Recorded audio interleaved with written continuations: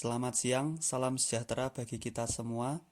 Perkenalkan, nama saya Joshua Ronaldo Cahyono, mahasiswa Universitas Negeri Malang, Fakultas Sastra, Program Studi Pendidikan Bahasa Sastra Indonesia dan Daerah. Siang ini saya akan mempresentasikan hasil proposal penelitian saya tentang bahasa slang sebagai wahana berkomunikasi pada media sosial Twitter. Untuk yang pertama ada pokok pembahasan, yakni pendahuluan, kemudian landasan teori, dan metode. Pendahuluan meliputi latar belakang, fokus penelitian, tujuan penelitian, dan manfaat penelitian. Landasan teori meliputi bahasa slang, ragam bahasa slang, pemaknaan slang, dan media sosial Twitter. Kemudian metode meliputi pendekatan dan jenis, data dan sumber data, teknik pengumpulan, alat pengumpulan, serta analisis data. Selanjutnya ada latar belakang penelitian. Perkembangan zaman merupakan salah satu faktor pendukung terjadinya perubahan yang mengakibatkan cara berkomunikasi juga semakin berkembang. Semakin beragam kosakata yang digunakan, sampai campuran untuk berkomunikasi.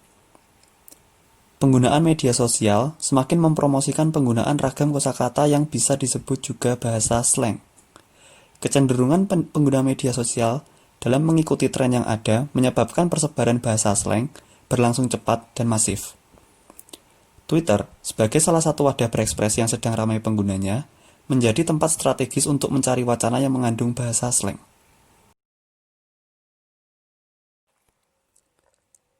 Berikut ini adalah penelitian terdahulu. Yang pertama, penelitian dari saudara Nanik Setiawati pada tahun 2016 yang berjudul Pemakaian Bahasa Gaul dalam Komunikasi Jejaring Sosial. Penelitian yang kedua, dari saudara Zikri Fahrul Nur Hadi pada tahun 2017 yang berjudul Model Komunikasi Remaja Melalui Media Twitter. Kemudian penelitian yang ketiga dari saudara Edwardus Swandi N pada tahun 2017 yang berjudul Bahasa Gaul Remaja dalam Media Sosial Facebook.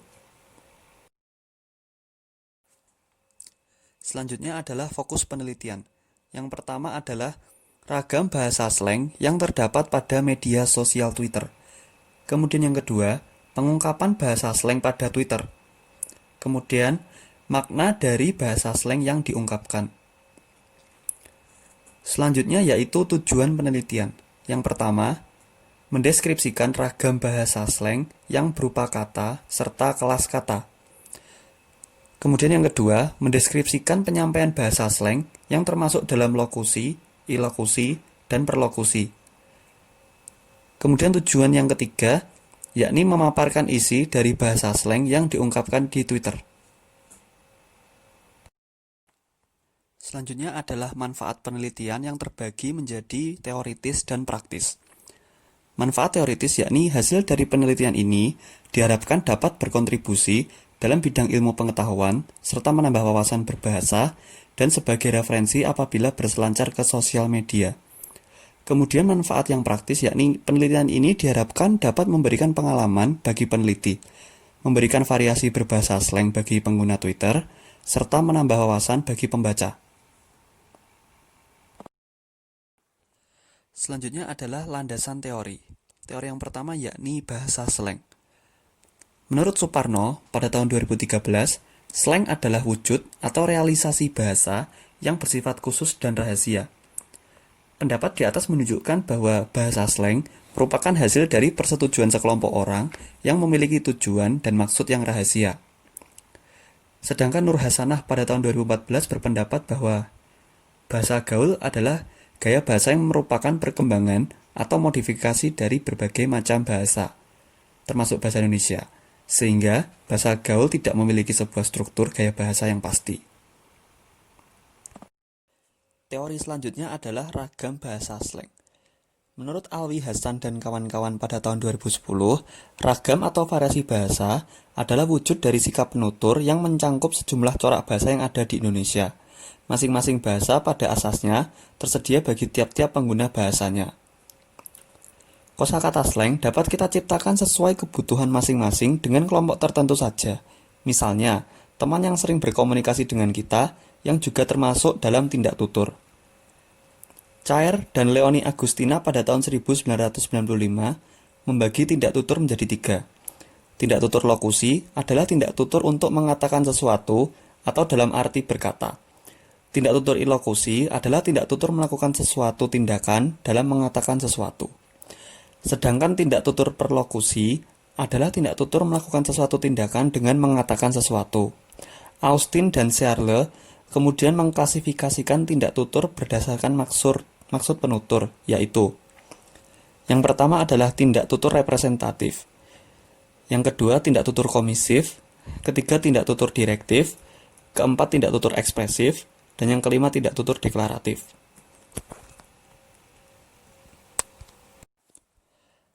Selanjutnya adalah teori pemaknaan bahasa slang. Al-Wasilah dalam A.D. Firman pada tahun 2008 berpendapat bahwa penggunaan slang adalah memperkaya kosakata bahasa dengan mengomunikasikan kata-kata lama dengan kata-kata yang baru. Oleh karena itu, wajar saja apabila kosakata slang yang terdahulu dilupakan dan sudah tidak dianggap gaul lagi. Contoh penggunaan bahasa slang dengan memperhatikan tindak tutur lokusi. Akhirnya makan sei sapi lamaira. Enak banget nih. Mirip-mirip rasanya sama sei yang disanta. Thanks everyone. Anyway, this is must try tuh. Maksud dari kalimat satu yakni terdapat kosakata slang dengan penggalan kata do. Kata do berasal dari tog yang berarti meskipun demikian. Hal tersebut membuktikan bahwa penutur memberikan tuturan yang bermakna jelas bahwa ia baru saja menyantap hidangan yang lezat. Selanjutnya adalah contoh penggunaan bahasa slang dengan memperhatikan tindak tutur ilokusi. I think I'm no good either in friendship or relationship. Hai, tak tahu nak buat apa. Saya layang syok sendiri. IKR. Pada kalimat 2, singkatan dari IKR ialah I know right. Kata tersebut, apabila diterjemahkan ke dalam bahasa Indonesia, memiliki arti saya sudah tahu. Dalam konteks tidak tutur ilokusi, cuitan tersebut bermakna ekspresif, yaitu pengguna tersebut merasa sedih karena dirinya merasa tidak bisa menjalani kehidupan pertemanan atau percintaan dengan baik. Selanjutnya adalah contoh penggunaan bahasa slang dengan memperhatikan tindak tutur perlokusi. Menurut kau Leica emang bagus apa barang hype doang? Pada kalimat 3, kosakata slang yang diambil adalah kata hype. Kata tersebut berasal dari kata hyper yang berarti berlebihan. Pemilik akun sedang bertanya tentang sebuah barang bernama Leica yang sedang marak diperbincangkan. Pemilik akun menggunakan kata hype yang memiliki penafsiran bahwa barang tersebut mungkin tidak bagus, namun hanya banyak orang yang mencari barang tersebut sehingga terkesan bagus. Kalimat di atas merupakan tidak tutur perlokusi karena memicu respon dari orang lain yakni untuk menjawab cuitan dari pengguna tersebut. Selanjutnya adalah Twitter. Perkembangan teknologi serta transisi gaya hidup merupakan hal yang pasti terjadi seiring berjalannya waktu. Perkembangan teknologi salah satunya yakni adanya media sosial sebagai wadah opini warganet serta berpartisipasi dalam jejaring sosial yang luas dan menjangkau seluruh dunia.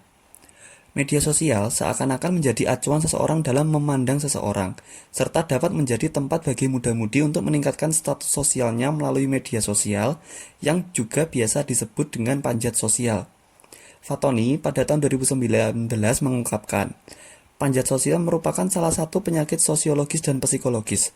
Secara sederhana, panjat sosial adalah mereka yang ingin dianggap tinggi dari status sosialnya yang sebenarnya.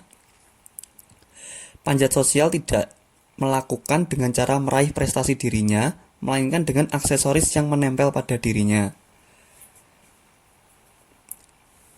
Media sosial Twitter mempunyai kelemahan yakni pengguna hanya terbatas pada 140 karakter, sedangkan memiliki kelebihan dalam efektivitas pada cuitannya yang singkat, sehingga tidak menimbulkan rasa bosan.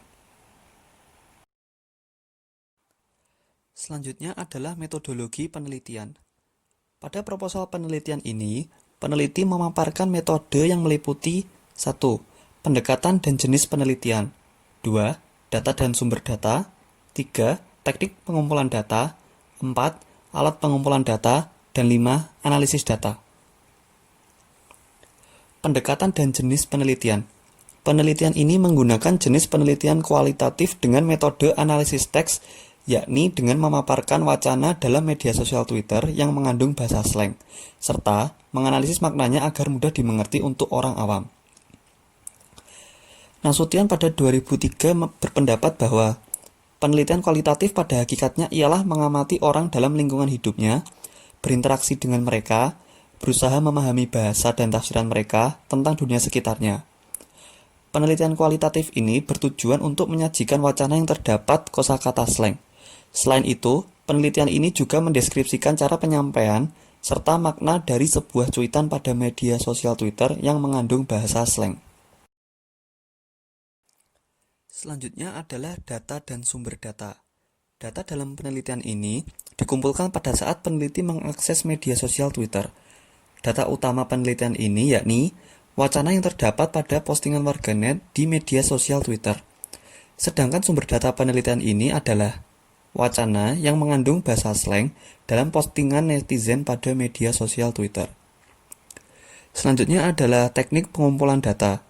Peneliti menggunakan teknik dokumentasi untuk mendapat informasi dari masalah yang terdapat pada wacana postingan pada netizen Twitter.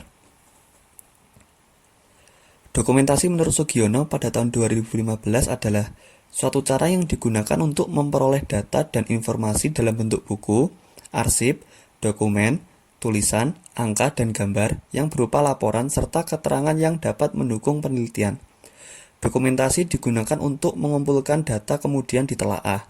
Pada konteks penelitian ini, peneliti menggunakan fitur screenshot pada gawai untuk mendokumentasikan wacana pada Twitter. Selanjutnya adalah alat pengumpulan data. Alat pengumpulan data menggunakan instrumen kunci yakni peneliti. Karena peneliti sebagai pengumpul data dan pembuat laporan dari hasil penelitian. Selanjutnya yakni instrumen pendukung seperti laptop, gawai, fitur screenshot, dan tabel pengumpulan data yang berisi bahasa slang dari Twitter. Kemudian adalah analisis data penelitian yang terbagi menjadi 4 tahap.